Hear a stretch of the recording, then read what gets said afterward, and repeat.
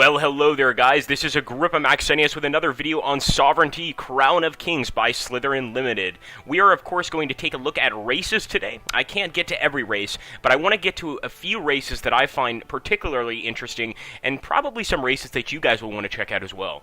The Orcs.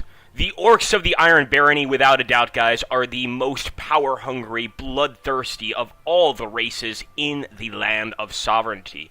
Now, of course, the Orcs can be played in a slightly less aggressive way than usual, but in general, if you're playing the Orcs, you want to go for a hard, militaristic style. You're going to be evil, so don't feel bad about breaking alliances, and make sure to always have more men on the battlefield.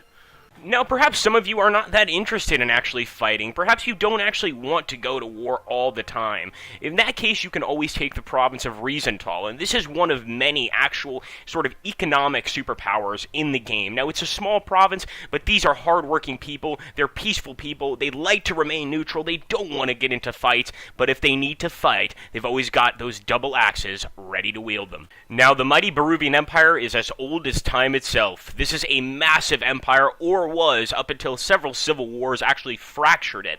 At this point, the Beruvian Empire is still extremely strong, but with kingdoms like Galeni breaking away from it, this may be the end for this once mighty and aggressive militaristic empire of the humans. This is considered a good faction, and if you're one of those guys that likes to fight evil, this might be the faction you want to choose. Now, some of you may be a little darker like myself. In that case, Polymer may be your choice. This is possibly the tiniest of all the kingdoms in the game of Sovereignty itself, but it is a kingdom of undead death knights. And if you don't think that sounds scary, just wait until you get into battle with these guys. Malodor, one of the tiny kingdoms broken away from the Beruvian Empire. And actually, this is definitely an evil kingdom that focuses primarily on the study of dark arts, occult magics, and all sorts of ghoulish things. This is another great choice for people interested in an evil faction, although you're going to have to deal with the Beruvian Empire to your west, and that could be a major problem. The High Elves of Sonanave. The High Elves of Sonanave are definitely an interesting race, in that they are sort of a race of elves that feel they have a superiority complex.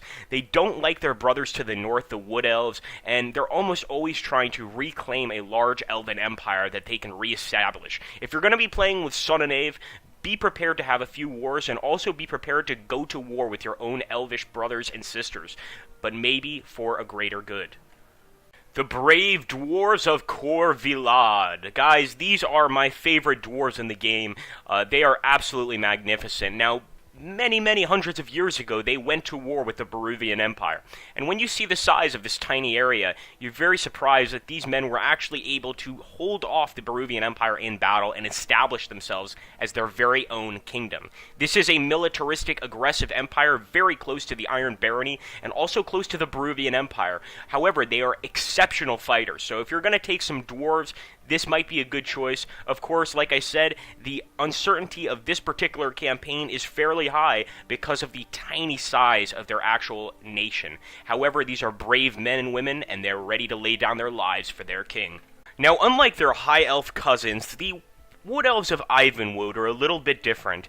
They have no interest in world diplomacy or anything of that nature. They want to stay by their quiet rivers, their beautiful sunsets, in their nice dark forests, and live peacefully.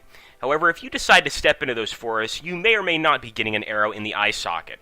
Obviously, if you're going to be playing with Wood Elves, you want to be careful. You don't want to declare war on just anybody, and you want to really enjoy the style of Wood Elves, which is primarily ranged combat, but they also have a tremendous amount of magical spells that can really turn the tide of a battle. Now, here's a race you don't see very often in fantasy games. The Giants of Cloudfells. Now, these are defensive, militaristic giants. They've got no interest in getting into a fight, but if they need to get into a fight, they will absolutely annihilate you. It's not at all uncommon to see orcs from the Iron Barony trying to grab one of these guys and take them into service as slaves. But these guys do have their own tiny giant kingdom. I know that sounds funny, but that's what it is.